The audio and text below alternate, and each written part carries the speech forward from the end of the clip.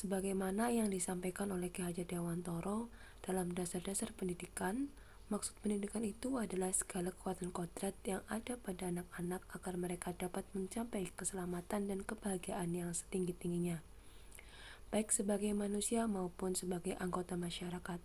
Salah satu langkah awal kita sebagai pendidik adalah bagaimana memaknai dan menghayati pribadi kita sebagai manusia yang merdeka untuk terus belajar. Ki Hajar Dewantoro pernah menyampaikan, pendidik itu menuntun tumbuh dan hidupnya kekuatan kodrat yang ada pada anak-anak agar dapat memperbaiki lakunya, bukan dasar hidupnya dan tumbuhnya kekuatan kodrat anak. Mari kita refleksikan bersama apa peran kita sebagai pendidik untuk menuntun kekuatan kodrat dari murid-murid kita. Peran saya sebagai seorang guru. Menurut Ki Hajar Dewantoro, kehidupan kita saat ini adalah buah dari pendidikan yang kita terima saat kita masih anak-anak. Begitu pula dengan anak-anak yang saat ini belajar bersama kita, kelak akan menjadi bagian dari masyarakat di masa depan. Mengingat bahwa murid-murid kita akan menjadi masyarakat masa depan, kita sebagai guru berperan untuk menuntun perjalanan belajar mereka. Memfasilitasi proses belajar, sekecil ucapan pujian maupun cemoohan yang tidak sengaja terucap akan meninggalkan makna bagi murid-murid kita kelak. Ingin menjadi guru seperti apa saja saya ingin menjadi seorang guru yang dapat memberikan peran bagi anak-anak, peran sebagai orang tua di sekolah, memberikan kegiatan yang kreatif, inovatif sehingga meningkatkan daya kreativitas anak-anak. Mendidik menyeluruh. Sebagai seorang pendidik yang bisa menuntun agar murid bisa tumbuh dan berkembang sesuai dengan kodratnya. Pendidikan tidak hanya berbentuk pengajaran yang memberikan pengetahuan kepada murid, tapi juga mendidik keterampilan berpikir, mengembangkan kecerdasan batin, dan pada akhirnya murid dapat melancarkan hidup untuk mencapai keselamatan dan kebahagiaan. Pendidikan selama 1 abad. Metode pengajaran di zaman kolonial Belanda yang menggunakan sistem pendidikan perintah dan sanksi tanpa sadar masuk dalam warisan cara guru-guru kita mendidik murid-muridnya. Bahkan mungkin sampai saat ini praktek itu masih saja berlangsung. Misalnya, masih ditemukan kasus kekerasan pada murid di sekolah, murid mendapat hukuman atau sanksi ketika mereka belum atau tidak mengerjakan perintah dari guru. Di zaman ini, pendidikan sudah berubah. Dengan adanya perkenalan sistem Among, yaitu Ingar Sosung Tulodo, artinya seorang guru haruslah berkomitmen menjadi seorang teladan. Ingmatio Mangkarso, seorang guru haruslah membangkitkan atau menguatkan sebagai murid-muridnya, bukan orang yang melemahkan semangat. Dan Tuturi Handayani, seorang guru haruslah memberikan dorongan atau menjadikan murid-murid orang yang mandiri atau orang yang merdeka yang tumbuh kembang secara maksimal. Untuk mencapai semua dasar utama, Ki Hajar Dewantoro melakukan memberikan cita-cita yaitu kemerdekaan setiap murid untuk mampu mengatur dirinya sendiri agar murid-murid berperasaan, berpikiran, dan bekerja merdeka dalam ketertiban bersama demi mewujudkan cita-cita pendidikan nasional. Menjadi manusia setara utuh. Manusia sebagai makhluk ciptaan Tuhan Yang Maha Esa memiliki 2 bagian utama pada tubuhnya, yaitu badan jasmani atau lahir dan badan rohani atau batin. Atas karunia Tuhan Yang Maha Esa, manusia memiliki akal yang digunakan untuk berpikir, untuk merasa dan berkarya. Bersatunya pikiran, perasaan, dan kehendak dapat menimbulkan daya dan memunculkan budi pekerti yang menandakannya sebagai manusia merdeka, yaitu manusia yang dapat memerintah dan menguasai dirinya atau mandiri, dan itulah kodrat sebagai manusia. Itulah yang dikembangkan dalam pendidikan kita saat ini, yaitu meningkatkan kecerdasan jasmani atau lahirnya dan rohani atau batinnya. Maka daripada itu kita terapkan kegiatan yang mendidik anak yang melahirkan jasmani yang baik dan rohani yang baik. Kodrat keadaan. Ki Hajar Dewantoro mengatakan bahwa segala perubahan yang terjadi pada murid dihubungkan dengan kodrat keadaan, baik alam maupun zaman. Kodrat alam adalah dasar pendidikan murid yang berkaitan dengan sifat dan bentuk lingkungan di mana mereka berada. Sedangkan kodrat zaman yaitu bagian dasar pendidikan murid yang berhubungan dengan isi dan irama. isi dan irama pendidikan bergerak dinamis sesuai dengan perkembangan zaman. Muatan pendidikan dan cara belajar di kala kita sebagai murid pasti berbeda dengan zaman saat ini. Pendidikan setelah masa kemerdekaan tentu juga berbeda dengan pendidikan pada abad 21. Maka kita pendidik bergegas beradaptasi terhadap kodrat zaman untuk membantu murid mencapai selamat dan bahagia. Asas Trikon.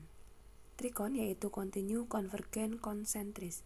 Dalam pendidikan serta contohnya penerapan dalam kelas agar kita dapat memahami tujuan dan asas pendidikan berdasarkan pemikiran Ki Hajar Dewantara. Pendidikan adalah suatu proses yang dinamis. Pendidikan terus berubah dan berkembang sesuai dengan kondisi zaman yang juga kondisi murid.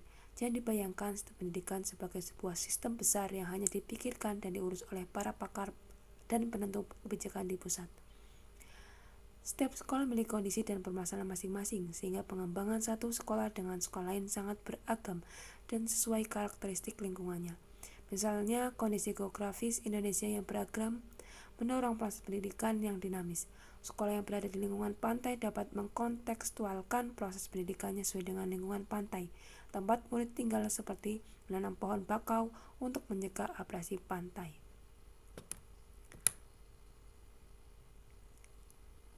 Demikian, guru yang membatasi murid sesuai dengan keadaan lingkungan murid dan potensi yang dimiliki, sehingga murid dapat melihat hubungan antara dirinya dengan lingkungan, masalah, serta potensi yang terhubung pada dirinya dengan proses pendidikan yang berjalan sangat dinamis.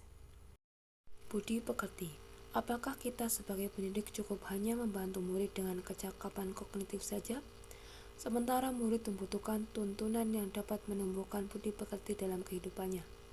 Budi pekerti atau yang disebut watak diartikan sebagai bulatnya jiwa manusia yang merupakan hasil dan bersatunya gerak pikiran, perasaan, dan kehendak atau kemauan sehingga menimbulkan suatu tenaga. Budi pekerti juga dapat dimaknai sebagai perpaduan antara cipta kognitif dan rasa afektif sehingga menghasilkan karsa. Misalnya seorang yang memiliki budi pekerti jujur, maka kecil kemungkinan ia melakukan kebohongan atau mengambil sesuatu yang bukan miliknya.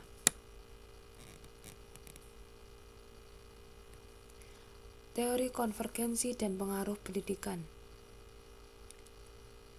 Setiap tahun SMP Kembang Putih mengirimkan murid kelas 8 mengikuti kompetensi karya teknologi. Salah satu murid yang mengikuti kompetensi yaitu Madya, karena ia mendapatkan peringkat kedua di kelasnya. Wali kelas tanpa ragu meminta dan mendaftarkannya mengikuti kompetensi tersebut. Madya pun mengiyakan dan terpaksa bersedia mengikutinya karena segan dan takut menyinggung guru wali kelasnya yang terus-menerus membujuknya meskipun awalnya ia tolak karena ia tidak ada minat mengikutinya. Padahal ia merasa tidak cocok dan tidak tertarik dengan kompetisi tersebut karena ia lebih suka dengan kesenian. Ia merasa teman sebangkunya Yani yang seharusnya didaftarkan lomba karena ia tahu Yani sangat tertarik dengan teknologi dan pandai dalam mengoperasikan teknologi baru. Tapi sayangnya ia tidak masuk 5 besar peringkat di kelas.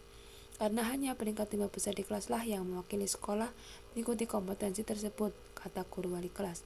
Seringkali sebagai guru kita tanpa sadar menggeneralisasikan kemampuan murid hanya karena murid tersebut lebih tinggi peringkatnya.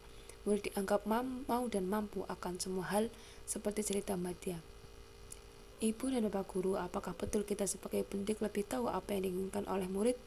Teori konvergensi didasarkan atas 2 teori utama, yaitu teori tabula rasa yang beranggapan bahwa kodrat anak ibarat kertas kosong yang dapat diisi dan ditulis oleh pendidik dengan pengetahuan dan wawasan yang diinginkan pendidik. Yang kedua, teori negatif yang beranggapan bahwa kodrat anak ibarat kertas yang sudah terisi penuh dengan berbagai macam coretan dan tulisan. Dua teori yang dikenal sebagai aliran daya pendidikan ini tidak serta-merta membuat Ki Hajar Dewantara menganggapnya mutlak sebagai suatu kebenaran. Tapi Ki Hajar Dewantara memberikan pandangan baru dengan menggabungkan atau mengintegrasikan kedua pendekatan teori tersebut menjadi suatu pendekatan yang disebut teori konvergensi. Ki Hajar Dewantara percaya bahwa kode manusia sebagai suatu kertas yang sudah terisi dengan tulisan-tulisannya samar, belum jelas arti dan maksudnya. Maka tugas pendidikan adalah membantu manusia atau individu untuk dapat menebalkan dan memperjelas arti dan maksud tulisan samar yang ada di kertas tersebut dengan tuntunan terbaik. Teori konvergensi merupakan pendekatan yang digunakan oleh Ki Hajar Dewantara dalam menjelaskan tentang kertas bertuliskan tulisan samar dengan membagi budi pekerti atau watak sebagai manusia menjadi dua, yaitu bagian biologis dan bagian intelligible. Rasa takut, rasa malu, rasa kecewa, rasa iri, rasa egois, rasa berani, dan segala yang berkaitan dengan perasaan jiwa adalah bagian biologis yang tidak dapat berubah dan menetap pada individu sejak anak-anak hingga dewasa.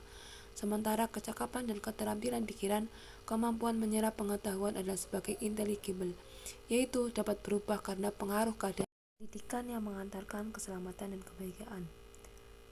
Ketika orang tua mengantar dan menyerahkan anak ke sekolah, mereka berharap bahwa di tangan guru, anaknya akan mendapatkan berbagai jenis ilmu pengetahuan. Sekolah dianggap sebagai salah satu pihak yang bertanggung jawab penuh terhadap pendidikan anak mereka. Maka ketika anak bermasalah atau tidak mampu meraih prestasi seperti harapan orang tua, tudingan diarahkan ke pihak sekolah. Sebaliknya, sering juga kita dengan jika anak berprestasi, ada kejujuran orang tua mengklaim bahwa si anak memang sudah memiliki gen pintar dari orang tuanya. Fungsi pendidikan untuk mengantar siswa selamat dan bahagia. Ketika guru menyampaikan materi pelajaran dengan metode ceramah saja, maka ada kemungkinan suasana belajar tertib tanpa gangguan suara lainnya. Namun, apakah siswa mampu menyerap pelajaran dengan baik dan nyaman? Zaman sudah berubah. Dulu kuda gigit besi, sekarang kuda makan roti. Perspektif pendidik tidak selalu sama dengan perspektif siswa. Tidak jarang siswa merasakan kebalikan dari apa yang dirasakan oleh guru. Ketika guru merasa cocok dengan materi ceramah, maka ada siswa yang merasa bosan atau kurang tertarik.